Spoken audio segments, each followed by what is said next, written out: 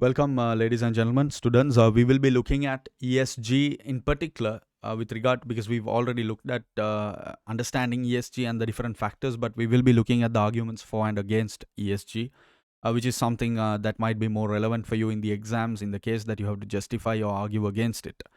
Let's take a look. There are many aspects and many reasons as to how you can argue and prove that ESG, that means being more conscious about the environmental, social, and governance factors is more relevant, more important. It can help attract and retain your customers. It can help attract and retain high caliber staff. It gives you access to a wider human resource base because you're attracting more people. Because we also generally see among consumers, among employees, among potential employees that the environmental consciousness, about social consciousness is rising, and therefore they would be more attracted to companies to buy things or to join companies that have ESG frameworks embedded, avoiding pollution, reducing wastage, etc. So there can be a huge reduction in costs, fines, and lawsuits because governments are like doubling down on pollution. Access to subsidies and government support is existing in Canada, especially. We have a lot of initiatives by the Canadian government that supports businesses that are green, that are sustainable. It fulfills the needs of stakeholders such as environmental groups who may otherwise join forces with other stakeholders to increase power. Essentially, what it means is that you're looking at an entire group of stakeholders who didn't exist or who were not given prominence back in the day. So now environmental groups, environmental conscious groups, youth organizations, etc., play a big role in marketing campaigns, etc. Also, so having their support, or at least making sure that they are not angry with you and posting on social media bad things and canceling you or whatever, is a big plus. It can reduce the risk and hence lower the cost of raising finance, and because you're sustainable, right? And you're giving assurance to your lenders, to your financiers, that your business does have long term existence and chance of enduring for the long term. And that is always good when you're trying to raise finance and brings down the cost of finance. And all of the above should contribute to long term performance improvements and sustainable competitive advantage. So obviously, in addition, one would also say that by sticking to ESG and by incorporating ESG into your overall strategic planning and implementation process, you're basically being an ethical business. There we go. Because there's plenty of arguments to say otherwise, right? That if you're only focused on profits, like maybe Coca-Cola for almost 100 years, then you're not really being ethical because you're draining the earth from its water.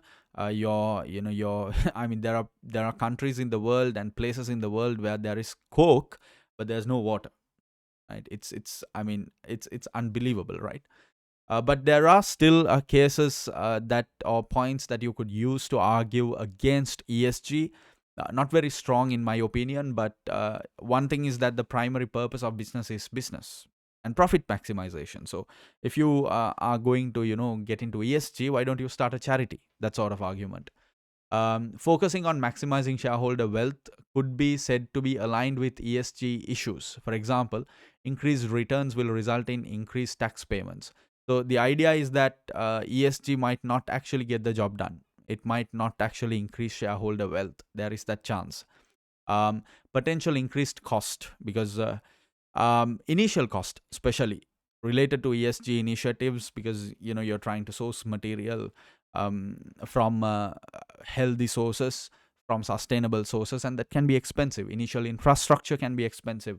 If you're heating your buildings and properties and factories using technologies like boilers, which is not very ESG friendly, but then you want to convert all of them into something like maybe heating through air pumps, which is more sustainable and which is definitely valuable for the long term, the initial investments are very high.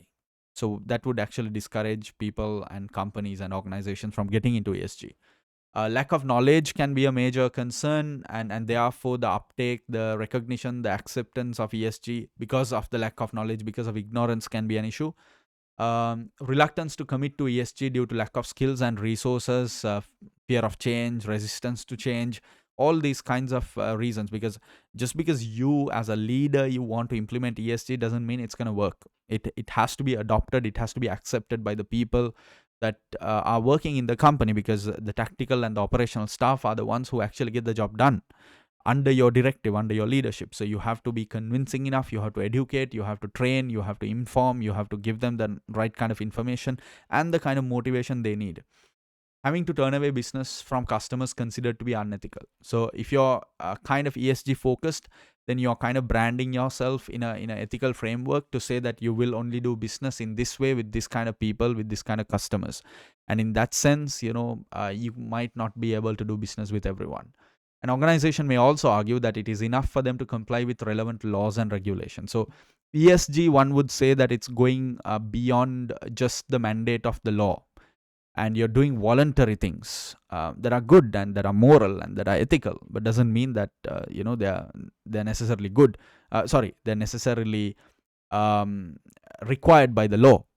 So in such case, what would happen is that you're deviating from your path, because what you really need to be is you just need to be run a legal business. As long as you're running, everything that you do is legal, and then it is acceptable, and you don't need to do extra.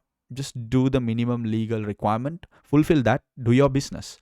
So that's one argument against ESG itself. So there are a few illustrations of ESG success provided here.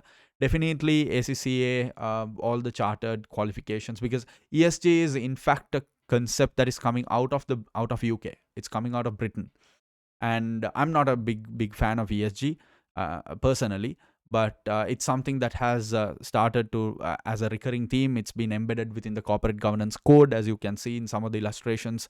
In the most recent revisions of the corporate governance code of the UK, ESG has played a more prominent role, and it has come into play. So these are all important things, and it is important because ACCA is a UK British examination, and end of the day, you will have questions relating to this or you will likely see questions relating to ESG in your exam. So have a thorough understanding. That's the end of that segment. Thank you so much. I will see you soon.